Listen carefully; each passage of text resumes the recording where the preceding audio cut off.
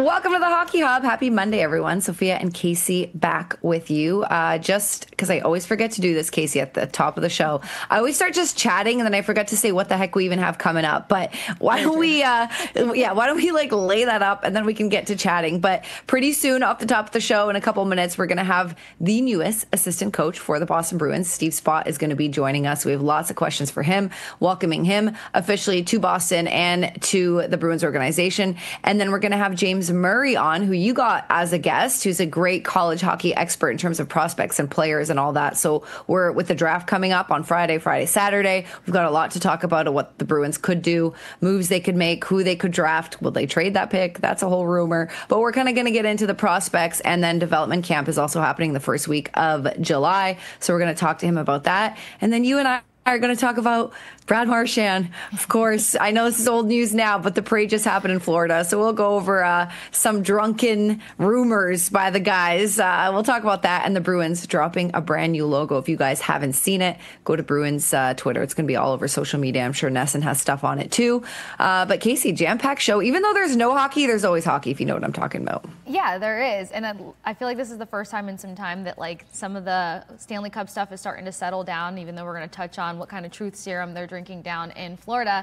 And then on top of that, the logo is going to be something fun, but all eyes are on the draft coming up here and then development camp. It's now the new page of hope when it comes to all things hockey. So I'm excited about it. One of my favorite parts of the off season, gearing up towards that free agency frenzy, which never, ever disappoints. So I'm psyched about it. It's been a minute since I've had a chance to chat with you as well either. So hope it's been going good.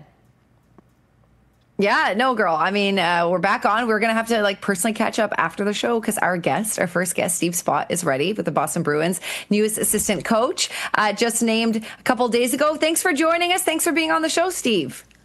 Yeah, thanks for having me, Sophia. Kasey, thanks for having me on. It's been a whirlwind 5-6 days for my wife and I here in Dallas, but we're really excited to move back east and start with obviously an original 6 team in Boston. Yes, no, that's where I kind of wanted to start the question. If you don't mind kind of going through the whole process, because first of all, congratulations on a Western Conference final. I know it's not what you guys wanted, and I know now that you're with the Bruins, but, you know, we were just talking about the Dallas Stars on the show throughout the playoffs, and it is quite an achievement to make it that far. I know everyone wants to hoist the cup every year, but one team gets to do it, not 3, not 4, and to make it to a final is a big accomplishment. So one, congrats on that. That's been a whirlwind. Then you're going through this interview process. Now you got to move your family. So what was that interview process like, and when do you think you're going to get to Boston? It was really quick. I had met with Jim Nill and our management in Dallas, and they decided that they were going to go in a different direction, which I understand. And then from there, it just became what's going to be next. Do you take the year off? Do you continue to try to work? And I had an opportunity to speak with Don and obviously Marco, and I just felt that was the best fit professionally and personally for my family. So to have the opportunity to move to Boston, and really it's still surreal to think that I'm going to be working with the Boston Bruins was a true honor, and we're very excited to get back east. And my family's in Toronto, so it's a little bit bittersweet for me, to be honest with you, Sophia. There's not a lot of Bruin fans in Toronto, as you know, so I've got to get some people over on our side now. I've done it myself. I'll let Kasey ask the next question, but I've done it myself. Don't know if you know, I was born and raised in Toronto, moved to Boston 6 years ago, and immediately fell in love with the Bruins organization. They treat people like everyone's treated the same. Everyone's treated with such utmost respect, and I've kind of converted most of my family members. I have a couple of stubborn brothers, but it can be done. So I have faith. I have faith in you. I was going to say she's the perfect advocate for it, because what I've loved as I get to know Sophia is that the Bruins made her fall in love with hockey all over again and in a different way. So with that said, you mentioned the honor of all of this. You mentioned the original 6, but more importantly, like, what else drew you to Boston? What else drew you to the Bruins? And what are you most excited about with this new endeavor? Well, my son went to Northeastern first, so we're familiar with the city of Boston. My wife Lisa and I are familiar with Boston. He had an incredible 4 years with Jim Madigan, with Jerry Keefe at Northeastern, and obviously played and won a bean pot in the Garden. So we're familiar with the city, having been around it when my son Tyler was at Northeastern. So to come back now, work with the Bruins, be around that city, just the the vibrance of it. We've talked about it. It's one city we've always been intrigued by, to work and live in. So it's great. We're excited to get there. I'll be in town next week for development camp, and my wife and I'll have an opportunity to look at some places to live, and we'll then head east September 1st.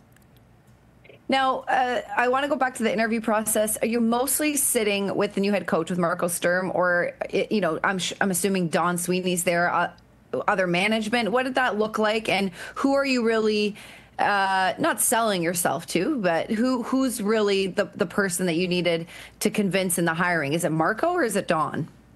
It's a good question. I think ultimately it's the head coach, and Marco and I have a mutual friend in Joe Thornton, obviously a great Boston Bruin alumni. So Marco spoke to Jumbo about myself when I was in San Jose. Obviously, Marco is a San Jose alum. So it's amazing how small this industry is. And, he was able to connect the opportunity for me to come possibly to Boston. So he spoke to Don, I spoke to Don, and ultimately it was Marco's comfort level working with me. And I'm excited to work with him. So that's basically how it all came together, was my relationship with Marco, and he spoke to Don possibly about hiring me onto his staff. You and Marco seem to have awesome. a lot in common when it comes to connection and some of the focus on development and how you can kind of speak to these younger players. I was really excited about the fact that you came from an educational background. You were looking to be a school teacher before you ended up doing coaching. How does that background, how does that passion in education help kind of make you a better coach in terms of speaking to these younger players and maybe a unique roster in a sense, Boston being in a different spot with a blended locker room now? So I feel like you've had that experience before between Vegas and Dallas. What are you excited about when it comes to kind of using that educational background now? Well, it's invaluable, Casey. I think that when you're working with anybody, whether it be a student in Toronto or Scarborough or a Boston Bruin player, it's the level of communication. The ability to get the most out of a student or the ability to get the most out of a player. So for me, I think it's great to have that foundation where I went through obviously education at Colgate University a long time ago. That's my major. I've always taken a lot of pride in my communication skills, from the head coach's office into the dressing room. And then whether it's working in a team environment or one-on-one, I do believe it's a strength, and hopefully I'll be for me, with our staff now in Boston, and as you said, the blended locker room with regards to age, hopefully I can be an asset in that regard.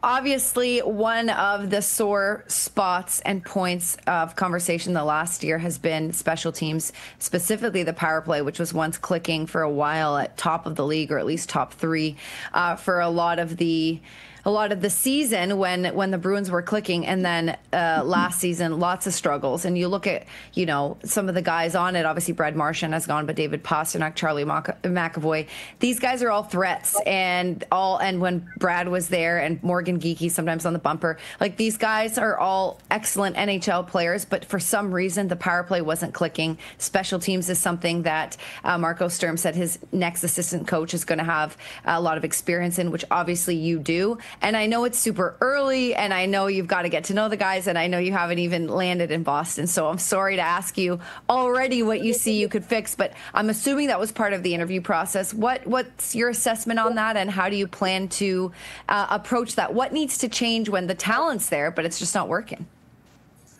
It's a real power plays are very fragile. It's amazing. There's times when the five guys will jump over the bench knowing they're going to score.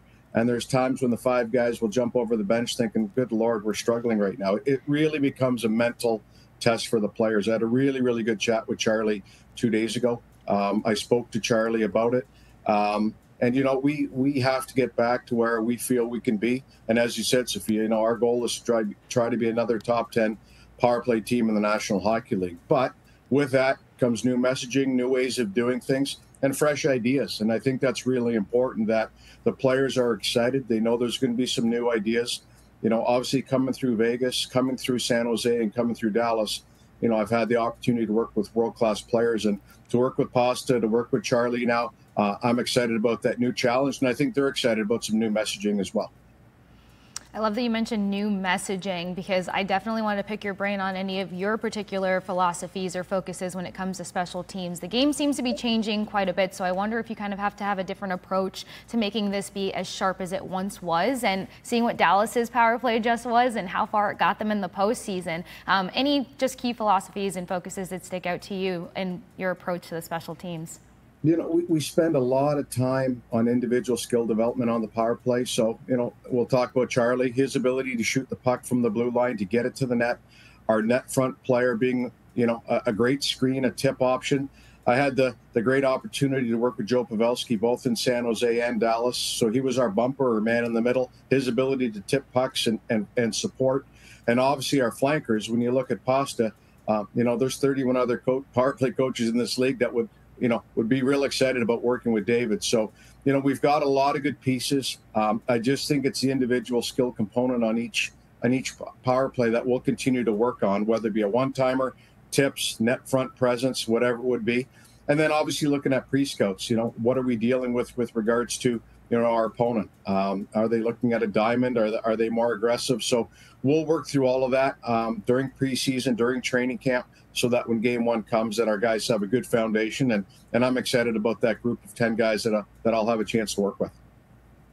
If you don't mind, I would love to dive a little deeper into just David Pastrnak and the philosophy about how, you know, what's the saying? The book's out on, you know, where he scores from. But that's true, but not true in the sense Alex Ovechkin, the book's out on him. Everyone knows where he can score from. And he's got the most goals in NHL history. And obviously not just from one spot. But Steven Stamkos, another one of those guys that can score from the circle. And David Pastrnak this season with the Boston Bruins was moved around a lot. So not, sometimes he was even at the point, not always in the same spot. But what's your philosophy when it comes to the book, so-and-so, and I'm using air quotes here, being out on a player and where they score from? Will you try to kind of go away from that? Or, you know, like I said, I just mentioned two players that were still able to find the back of the net from a spot that maybe is a little bit more predictable. Is it more about, you know, pacing of passing the puck and other threats so that you don't have guys just covering Pasta?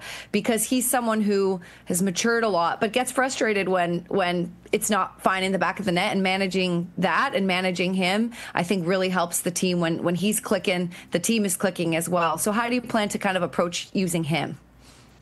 You know, it's a great question. When I was working here in Dallas, Elaine Nazardine, our penalty kill coach, he and I were obviously communicating daily, sharing ideas. And I always try to look at this through the penalty killer's eyes, where, you know, what are they looking to take away from the power play? So, you know, I had Jason Robertson in Dallas. You know, we tried to move Robo around where he could be not just on the one flank, but he would move around a little bit.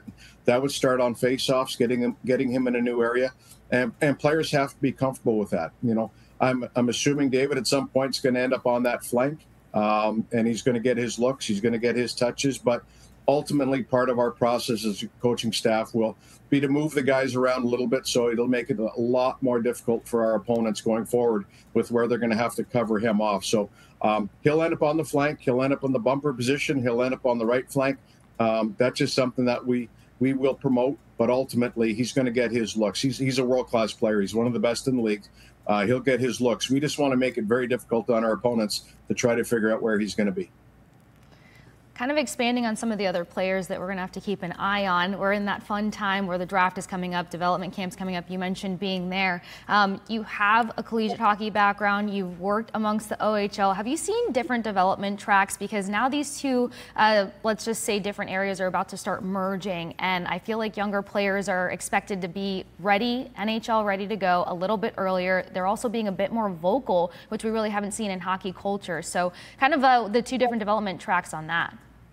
Well, you know, we had Wyatt Johnson in Dallas, and I think, you know, being cap compliant, working in a cap environment now, we need young players to come in and contribute. And, you know, they are going to get an opportunity because of the system that we have to work under right now, not only as management, but coaches, you know, fitting players into our cap compliant roster. So young players are going to get a great opportunity, but ultimately, you know, we are in the winning business. This isn't a development league, and we have to win hockey games. And, you know, that's what we are paid as coaches to do. So young players, I have no problem with it. But ultimately it's about winning. They have to get the job done. We know there's going to be adversity with a young player. There always is. But that's part of our communication as assistant coaches, making sure we give them opportunities to succeed. And once they get that opportunity, then it's up for them to take advantage of it.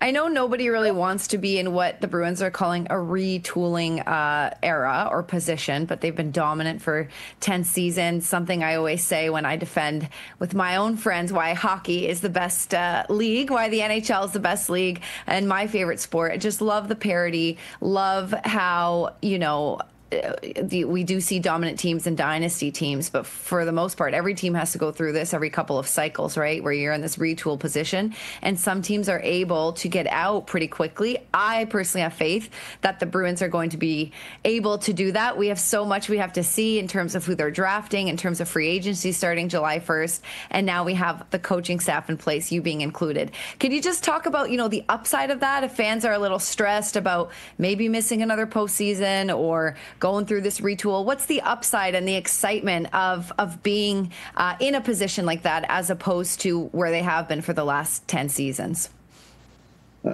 I come at it from an opponent coaching point of view. I've had to come into the Garden and know what it's like to play in there as an opponent the last 10 years, and it's not an easy building to come into. So, I think for us, it's establishing that identity every night, especially at home, that we're going to be a hard team to play against. And that has nothing to do with experience. It has nothing to do with age.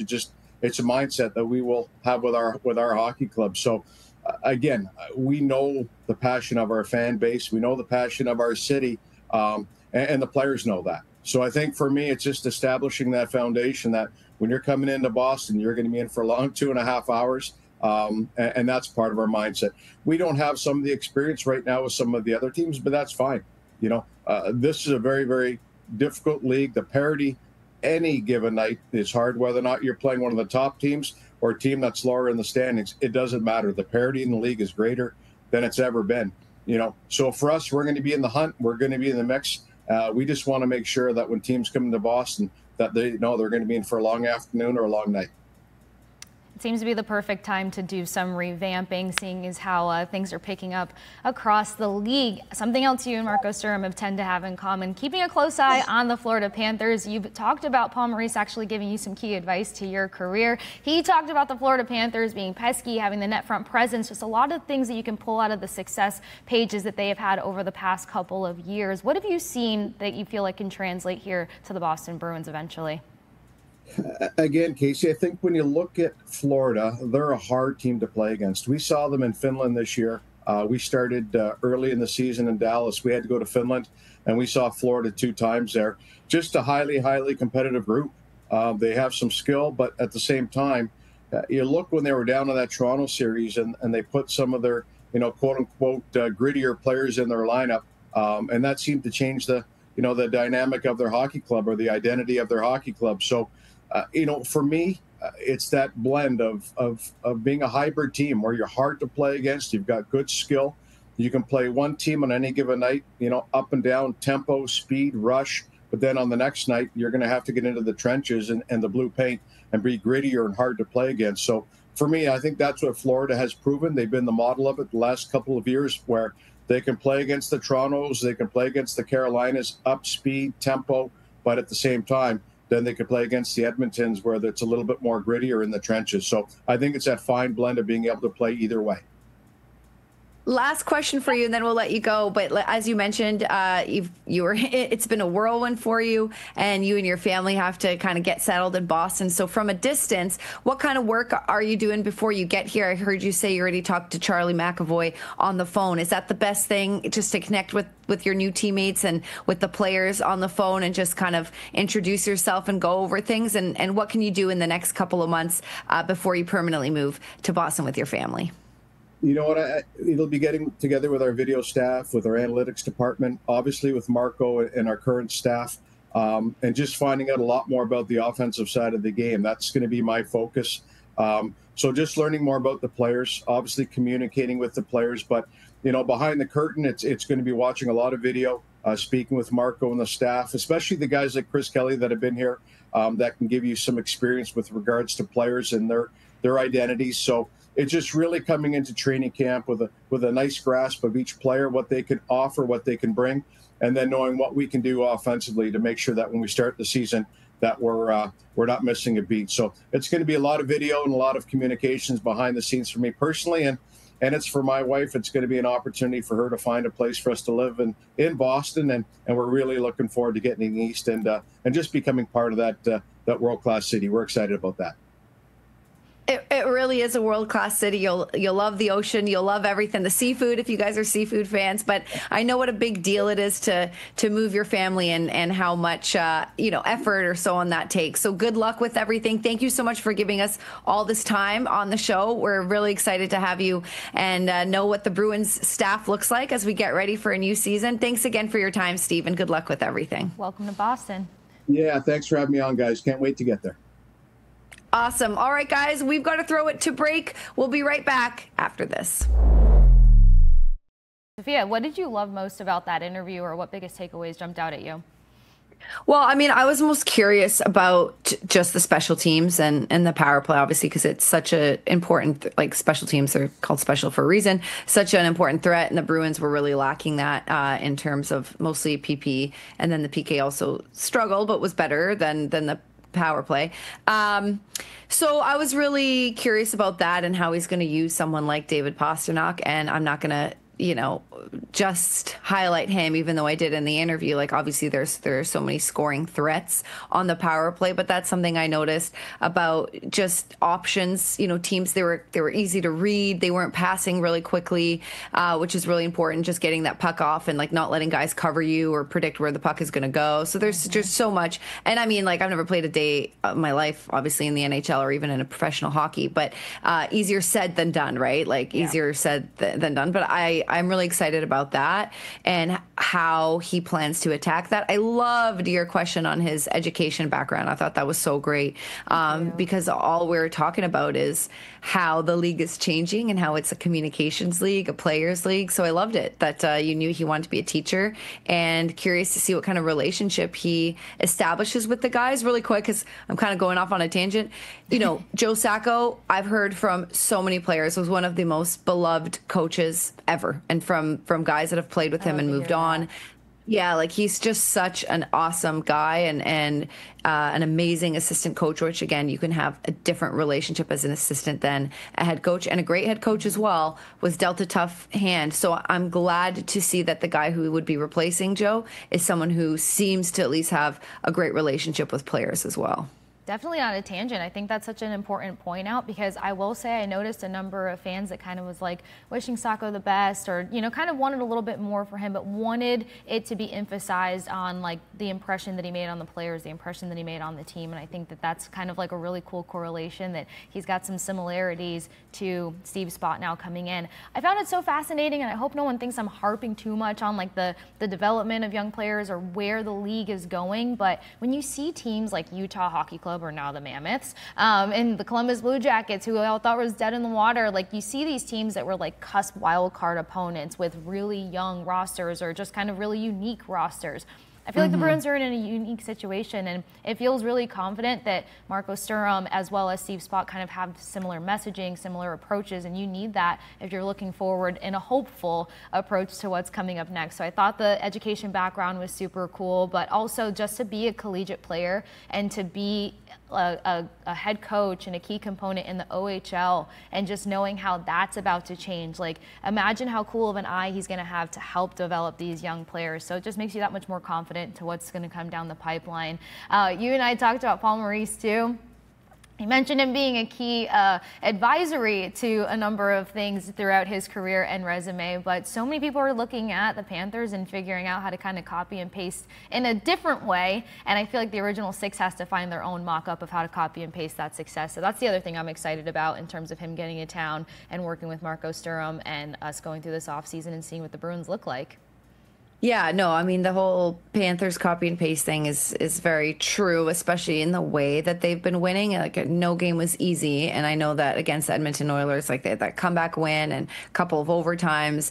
No game was easy, but you could just tell near the end as teams wear out, the Panthers just had that extra, whatever it is, that extra X factor, and that is not easy to do. But in the way they just dominated the postseason, you definitely definitely want to figure out, how to do that and how to get that on your team. Something that, like, I feel like I probably the only person who cares, and I've died to ask these questions. Like, I remember when Jim Montgomery got hired, he did a whole panel podium kind of press conference, and then he did a scrum, and in the scrum I was asking these questions, and I like, nicest guy, but at the beginning, that was like my first time meeting him, I think he was kind of like, okay, like, why are you asking these? But what I really want to know is, like, actually, and I don't mean one question, I want to ask like 5 questions, 10 questions on the interview process. Like, are you drawing things on a whiteboard? Are you going over a video of the team? How are you selling yourself? Like, who's in the room?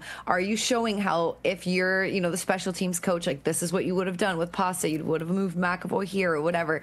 Like, what are you doing? Are you bringing video from the Stars? Are you, like I said, doing whiteboard stuff? Like, I'm so curious to get a behind the scenes look at the interview process. But I left it at one question that I was like, okay, I'm not going to, like, bother this man. Yeah, but that's kind of what I want to know too, because I've had my own friends be like, what's it like to do an interview for TV? And it's so different than if you're doing a job in sales. Like, it's actually an audition. Yes, there's an interview process, but there's an audition too. And they find that so cool. They're like, wait, like, you're auditioning? I'm like, yeah, like, that's the job. So 100%. I want to know what the NHL audition for a process like for coaches is. But I don't know, maybe I'll save that for another, like, fireside chat with him. But those are the questions I wanted to have. I know, maybe catching him around development camp and getting more into that. Did you ever see the Ivy League interviews, like the hidden camera on it? Because for Ivy League stuff, they ask like all sorts of, like, an arrangement of questions, and then they use like different parallels to bounce off of. And I feel like that's what an NHL audition would be like kind of taking from a bird's eye view perspective of comparisons and then narrowing it down, and whiteboard stuff and little miniature tests. That's exactly how I picture it. So I'd be curious to know about it too. Like, I would love to hear you get deeper into that evaluation, but I feel like they would just have layers to it.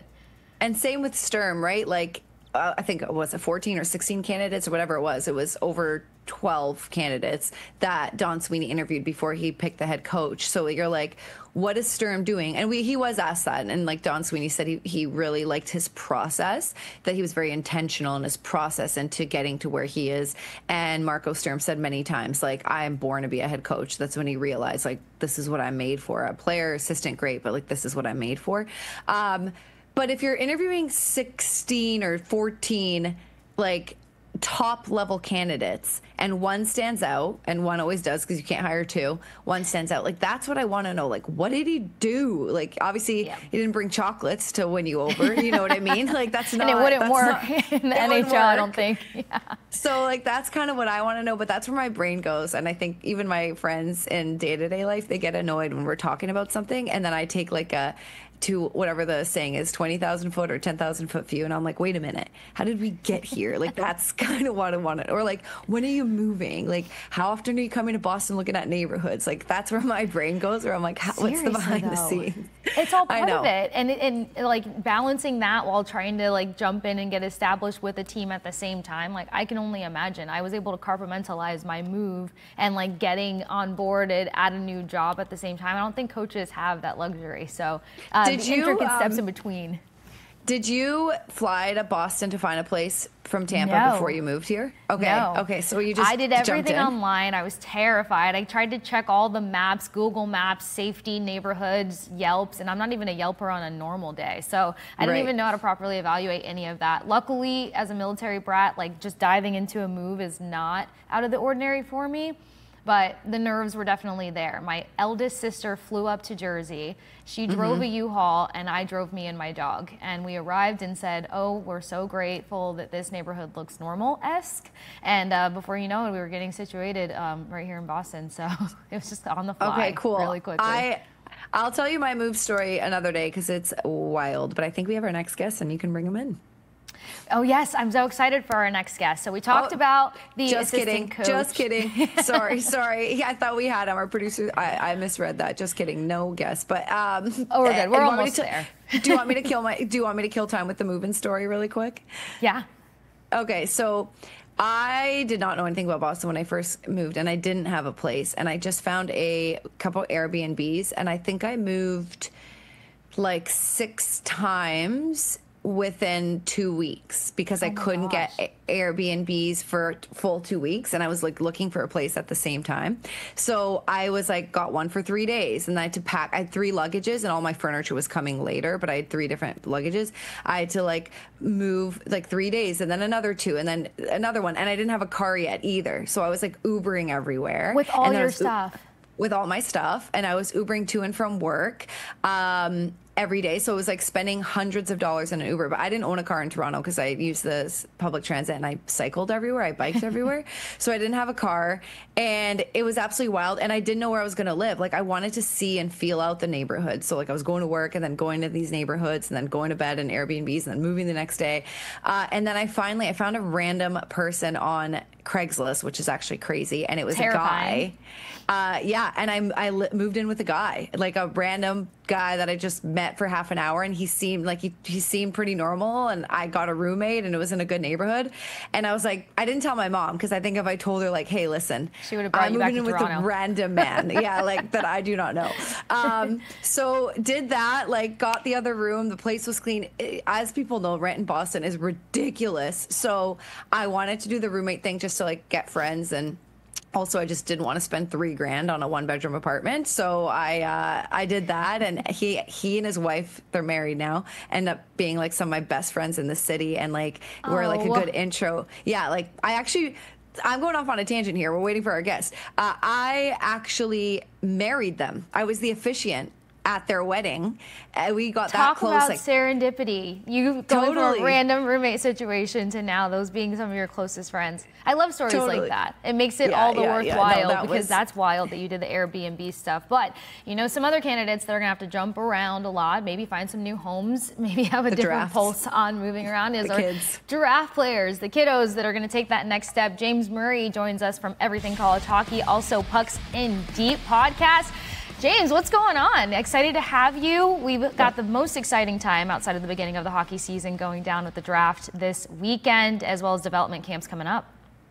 Yeah, absolutely. Yeah, it's draft week, and exciting time for the kids in the NHL draft right now. We actually just did a day in the life video with Colin Potter, who's projected to go in the first round. So, he shared a lot of excitement headed into this week, and a lot of hard work that's come into this point of his life and all these kids' lives. So, it's a big time for everyone, including these NHL teams that are taking a waiver on the kids of the future right now. So, I'm excited to see what the Bruins do, what my Minnesota Wild do, but especially covering college hockey, where all these kids go. They work, like I said, so hard in college hockey, and it's been fun to see them develop over the years, whether it's in the USHL or in Canada or wherever, but now being in college hockey and see some of these kids get a chance, it's been cool to see it. Yeah, college hockey's finally starting to gain some love. Go ahead, Sophia. Yeah. No, sorry. I was just going to say, dude, I have a hockey question for you. Thanks for being on the show. But really quick, how long were you waiting in the background for my move-in story? Because I thought I was killing time. So I hope I didn't keep you. Did you hear the whole thing? Because I apologize. Yeah, I heard the whole that's thing. It was a great story. No. Okay. I didn't know you were ready to go. So I'm sorry. I'm just like chit-chatting. You're ready to go. A bit of confusion on our end. So my bad. But let's transition to Bruins and their needs. I know that that's not what you're focusing on. And I know that, like I said, you said you're Minnesota Wild. That's probably not your number one thing, but in terms of what they need and what they've been drafting for a while, a couple years back, it was kind of bigger defensemen, and they were looking for that, and offensive defensemen and guys that can hit and be physical in the postseason. And now the need is a center, and they've drafted a couple of centers. Still to see TBD how that pans out for the Boston Bruins. But where do you feel like, or who do you feel like could be a good fit for this team in the upcoming draft? Listen, I have some connects in Boston. I think everyone wants Hagens to be available for them. I know Sweeney mentioned maybe not being able to trade up to get him. If he goes in top 5, I think Hagens does land in the top 5 for me. I'd take him as early as possible. Getting to watch him at BC develop. I think he's 3rd in points this year, just behind Ryan Leonard and Gabe Perreault. So maybe a little bit of a slow start. His draft, he dropped a little bit in the draft rankings, but I think you take him as early as you can. And great hands, great speed through the neutral zone. Like, that's great kid as well, and that's important in the locker room. Very mature for how young he is at 18. So that's a guy I'd land if I can, if I'm the Bruins, find any way to get him. But yeah. I definitely think that everybody would lose it if we had an opportunity to grab him.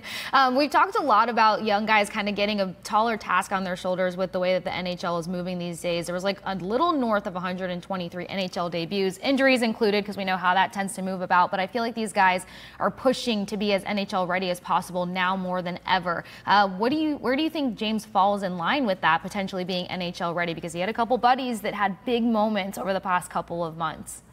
Yeah, I think for him, like seeing Will Smith go to San Jose and do what he did there, with Celebrini too, they're all connected out in the Boston area. Definitely impressive. I don't think, however, it hurts to mature and stay in college for a sophomore, junior season. And I think we've seen over the past few years college hockey really grow, and these guys take the next step from college hockey straight into the NHL and succeed right away. And I think, I don't think it hurt him to stay longer, but I think he is fast enough and smart enough and good enough to play in the NHL after one more season at BC. I think, he's just going to progress even more next year with all the talent that Greg Brown keeps bringing into Boston College, and just to play in the Hockey East too. Now we have the CHL coming down, such a competitive conference as we saw last year. I think it was 7 teams from the Hockey East made the NCAA tournament, so great spot to develop as a young player. And I expect I think more and more teams, NHL teams, to take chances on these NCAA guys. So I want him to stay longer and just keep developing his game, because he's solid right now. I don't think there's any rush to the NHL. So. What's your read on Dean Letourneau? A lot of hype around him, and then there's been this drop off. I just think people need to chill, give the guy a chance. He's going to be in a development camp coming up at the end of June, beginning of July for the Bruins. But what's your read on him? Obviously, his height a big factor, and maybe his development timeline or curve. Yeah, I think people have been a little hard on him last year. Tough to play a lot on that BC roster last year too, but I think he got a little bit of a chance in the beam pod, getting some first line time too. And like you said, his size, he's obviously got the NHL body. Trying to figure out how to use his size. I think he's going to be a threat. And just, again, giving him time, giving these kids time to develop. They're so young. When you're playing in a tough conference like the Hockey East, sometimes it takes a little bit longer, but we've seen guys with size succeed in the NHL, obviously, and it's always nice to have that big guy. So I think he's going to keep getting his chance, and expect him to get a little more time under Greg Brown this year at BC. So I'm excited to see him keep developing. I think he's a solid player, great kid. We got a player not catching so much heat, but definitely a lot of hype, Minnesota native Will Zellers, and we're looking forward to what he's going to bring to the Bees potentially in development camp. What can you tell us about him? Also, what part of Minnesota are you from? I forgot to ask. Bloomington, Minnesota. So he's a Maple Grove kid, I believe, yeah. Gotcha. But, Zellers, hell of a player. Anytime you can score 44 goals, and in my opinion, the best development league in the world in the USHL, it's stands alone. Like I think he had like 15 more goals than anyone else in the USHL or up there. I mean, he really showed his stride and how good he can be, and we'll see what he does here at North Dakota this upcoming season. I mean, his playmaking ability is unbelievable. So great shot, speed, and hands. I think if I'm a defender, I'm scared, and he's going to attack you. So you got to have your head on a swivel for that kid, and he's shown what he can do at Green Bay this past season in USHL. And I think North Dakota, he's going to get tested, at an NCHC, very tough conference as well. So he'll have some talent in there. I know North Dakota fans should be really excited. They will be excited to see him and watch him every Friday and Saturday in NODAC. So the sky's the limit for this guy, and very high ceiling. I think Bruins fans should be really excited about this kid. Great trade. There's so much information now, obviously with the internet. You can look anything up, and goals and stats only say part of the story. When you're looking at players, what are you looking at, and what are you looking for outside of statistics? Yeah, I just think who they are as a person. I know for my company and everything, college hockey, I like to do my research on the guys that we bring on our podcast, Pucks in Deep, or just that guys that we do day in the life videos with. But we always like to work with great people, and I've got to meet so many through the game. From Boston's very own Matt Boldy, one of my favorite kids. Like, it goes a long way with the coaches, it goes a long way in the locker room. So, and just maturity, like the video I just did with Colin Potter, such a mature kid, and he's already a pro. And he was 17 this past season at ASU, then turned 18 in January. but just the kind of person he is, it speaks volumes. And then you see, what he's doing in the weight room, how, first at practice, last elite practice, like that's what you're looking for, I think, as a coach. And a lot of these kids have that, and they've worked so hard to get to this point. So, but yeah, you need to be personable and have a good work ethic, and a lot of these guys do. So I think that's what coaches are looking for, and guys that are coachable too. That's always, what coaches look for when their young players are coming through. Absolutely. I'll let Kasey, I'll let you ask the last question, but just a quick comment on that. Just how the preparation in college hockey, like the dressing rooms, the equipment rooms, like how they've changed over the years is absolutely wild when you're going to visit some of these colleges. Just as good as the NHL, like the equipment, prep, meals, all that kind of stuff. So just wanted to throw that in there. But Kasey, go ahead with the last question here. No, the developments have been pretty sick. I actually just want to know what one of your favorite interviews have been. You had one of my favorites on, Johnny Laz. That's how I found everything college hockey. And you talk about character and stuff like that, and I think that's becoming even more crucial because you're looking at young guys that have the potential to be leaders earlier in their career. So anyone that jumps off the page, I know you can't single anyone out without making anyone feel bad, but after so much cool work, there has to be someone that jumps off. Yeah, there's a lot. I don't want to just list one name. I mentioned Boldy. It was one of them. One early on that kind of got me going was Bruins goaltender Jeremy Swayman. That was really cool for me, and what he did at Maine. And I know they got Boya coming now for Dev Camp from Maine as well. Just goalie factory out at Maine. But so many good kids. Celebrini, most humble kid. I remember we did the video with him last year, and we knew he was going #1. But I remember meeting him in the locker room. Just a normal kid, so humble, and then you see his work ethic, and I was just blown away. I thought he could have been in the NHL 2 seasons ago. He's that good. So, yeah, I love there's so many good people in hockey, and I think these coaches, like we just mentioned, are really looking out for kids like this. Obviously, the talent speaks for itself, but if you can be a good person off the ice, it goes a long way and builds our hockey community. So.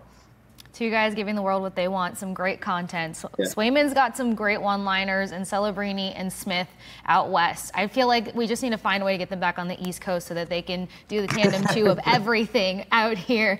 James, thank you so much for your time and taking the time to join us, give us your insight, give Bruins fans hope for some of these guys that are going to be coming down the pipeline through development camp, but more importantly, check out everything college hockey. We're going to close on a really quick break here, and then Sophia and I are going to jump back on the other side to continue the conversation. Stay with us here on the Hockey Hub.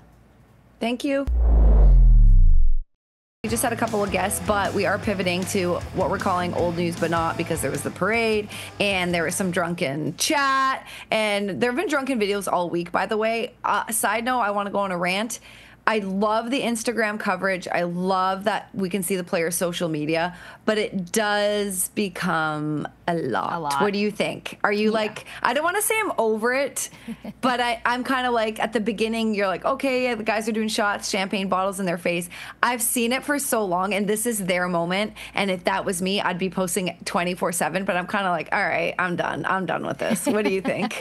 I was just surprised at how much the players were posting from their accounts. Like, when we did our boat parade, none of the guys knew where their phones were. Like, all of the content was just people kind of on the outside getting their quick little clips as things were going through, and then the stage. I mean, but a lot of that was coming from the team as well, because it just got crazy and then rained out and all these things. So that's what surprised me the most, was just like how often each player specifically was like loading up to their account in the midst of getting completely well, celebratory, we'll say. Yeah, no, well, you can say wasted. I think that's appropriate. I think everyone knows we can use a lot of words: blackout, wasted, total, drunk. Blackout. They were they were sending it. And like, I think if this was the Boston Bruins, I would not be sick of it, but maybe because it's not the team, my team, then yeah, I'm just kind of like, I get it. Maybe I just need to mute some accounts. So I'm like, okay, another drunken time at the bar. No, you're not entirely alone on this, because now I feel like I texted a friend the other day and I was like, I'm just kind of ready for the cup stuff to end.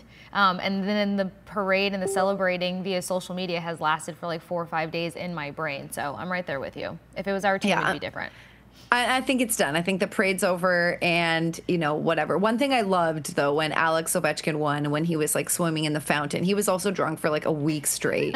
I'm pretty sure he was drunk when he, like, threw out a first pitch. Like, or they was at a baseball game. I don't remember exactly, a Nats game, what was going on. But, yeah, like, it's so fun to see, but I've been kind of seeing the same stuff. But what's different, and we heard drunkenly both Brad Marchand and Sam Bennett say that they are not going anywhere. that they're staying in Florida. I saw a video of Marshy holding up 4 to fans who were yelling outside of the Elbow Room, like, stay, stay, stay. And he's like, 4, 4, 4. I'm assuming meaning like 4 more years.